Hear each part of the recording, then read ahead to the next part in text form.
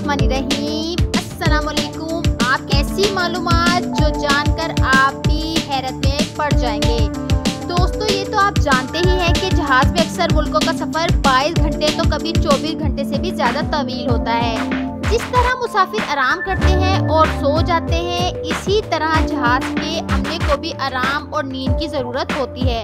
लेकिन क्या आपने कभी सोचा है कि इतने लंबे सफ़र के दौरान अगर कभी पायलट सो जाए तो क्या होगा?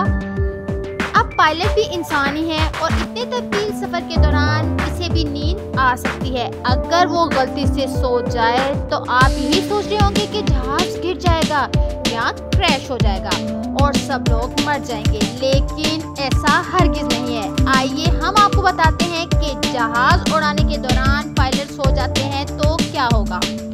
परवाज़ के दौरान पायलट सो जाएं तो क्या होगा? यूं तो ऐसा वाक़या पेश आने के इम्कानात बहुत कम होते हैं। दरअसल जहाज़ में एक ऐसा सिस्टम लगा होता है जो पायलट के चंद मिनट से ज़्यादा किसी हरकत ना करने और बटन वगैरह ना दबाने पर खुद ब खुद ऑन हो जाता है और जहां पायलट बैठा होता है वहां तेज सायरन बजने लगता है और इसी सायरन की आवाज़ तेज तर हो जाती है।